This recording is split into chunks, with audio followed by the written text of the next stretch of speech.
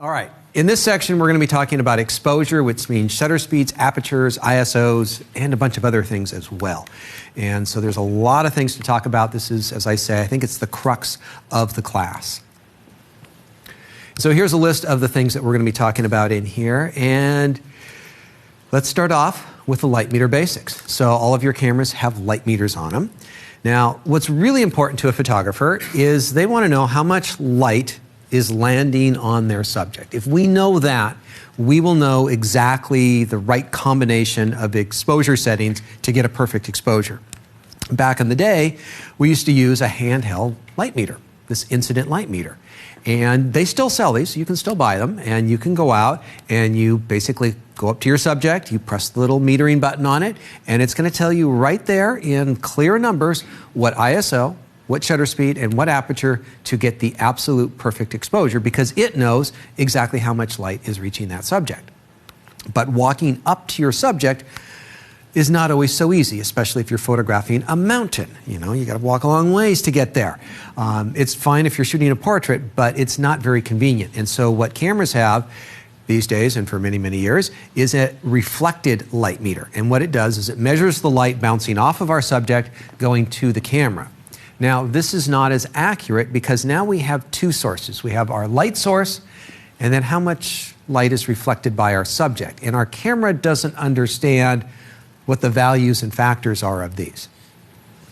Now, the metering system in your camera is located probably pretty close to the focusing system for a lot of the SLRs. With the mirrorless, it's slightly different. It's taking it off the sensor.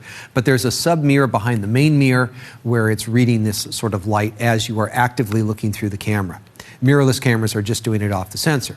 Now, what they're doing is they're basing what they see as far as the amount of light coming in your camera. It's based off of the Kodak 18% gray card. Well, at least Kodak used to sell an 18% gray card when Kodak was a thing. But it's based off of a middle tone gray because it was figured that the world is kind of average about that brightness. And so it's a good middle tone brightness, but clearly not everything is middle tone gray. If you are shooting something that's gray, then it's perfect. This middle tone is going to give you a perfect exposure. The background, the lights, the darks are all going to see perfect. Where things get a little bit more difficult and challenging is when you are photographing something that's really dark. What happens is less light gets to your camera. The light meter in your camera says, oh my gosh, this thing is dark. And then your camera, using that information, goes, well, we better change shutter speeds, apertures, ISOs, or something so that we get a neutral gray medium brightness subject. And so it wants to correct for this sort of problem. And it wants to lighten the subject up, and it lightens everything else around it up.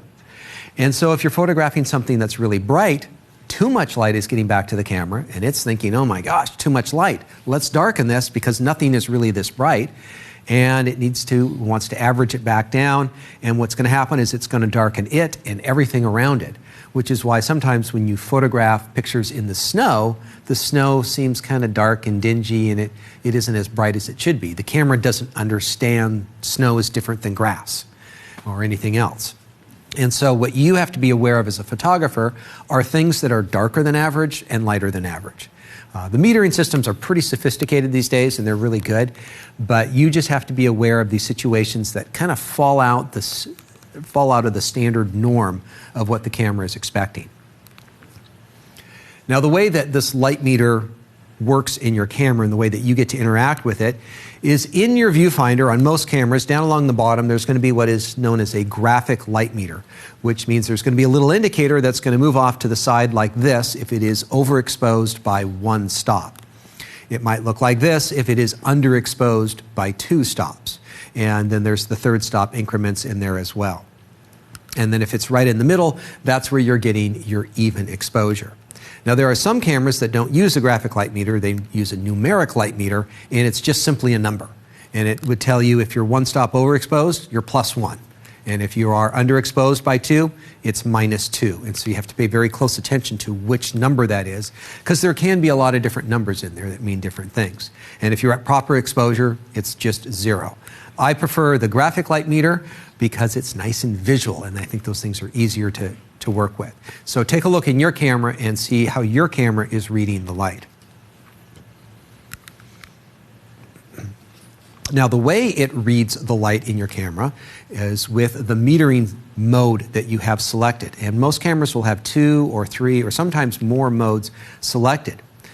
The traditional mode that was on most cameras to begin with was a center-weighted mode. This was kind of the simplest metering system that they could develop. It's a little bit more sensitive in the middle and less sensitive out on the edges. And so it usually is measuring about 60% of the information on the inside and the other 40% on the stuff that's on the outside of the circle. So it's just weighted more towards the center of the frame. And this was good for subjects that were of average brightness and in the middle of the frame. Photographers then wanted to be a little bit more precise about subjects that did not fill up the frame. So the next thing we had was spot meters. And so this was really good for smaller subjects that might be in front of a dark or light background. We can now measure the light on that one particular subject. And so spot meters have been very, very useful for photographers in the past. For portrait photography, they might measure the skin tones, knowing that skin tones are usually around middle tone gray, sometimes one stop brighter. They could very precisely dial in what shutter speeds and apertures they wanted. Landscape photographers would take a spot meter out and they would take multiple readings of the highlight areas, the shadow areas, and they would figure out the range of brightness that they are recording in one particular shot, and then they would select their exposure wherever they need to in that setting. And this could be a very time-consuming project, doing this and then figuring it out, dialing it in. And so it's not, for your real quick picture taking, but it was very, very accurate. Nowadays, one of the most popular metering systems is what I would generally call a multi-segment metering system. And what it does is it breaks the scene up into a lot of different areas, essentially spot meters, and then it compares and contrasts each of these little boxes and builds an algorithm for what the entire scene looks like. And what it can do is it can kind of disregard one errant bright spot or dark spot, but it gets a better understanding of the total brightness and the brightness variance from one area to the rest of the scene.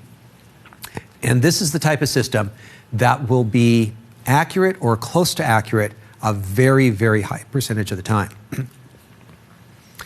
So looking at the 3 different options here, center weighted is good if you have something in the middle that is of average brightness. The spot meter can be very helpful for pinpoint metering if you need to get a metering system reading off of a very small area. But for the most part, a lot of photographers like myself use the multi-segment metering system, which, by the way, goes by a lot of different names. Canon calls it evaluative metering. Nikon calls it matrix metering. I think Sony calls it multi-segment metering. A lot of names like that and a lot of different symbols, but generally there's a lot of areas that it's doing that measurement. It's going to be really good. And with the advent of digital cameras and being able to see those images on the back of the camera, it's pretty easy to see if things are working or not. For those of you with mirrorless cameras, it's even better. You can just look at the screen and you can see if it's too bright or too dark in many cases. And I think these kind of traditional light meter systems may not be around forever. I think there are better ways of reading light than these, but they do a good job, and the multi-segment metering system is how I leave my camera most of the time. And that's because I shoot manual exposure and I'm checking the back of the cameras. We'll get into the next section. But it's going to do a good job the predominant amount of time. Some people like to switch over to spot once in a while, and not too many people are using center weighted, but it's there for legacy reasons, and there's a few people who like that.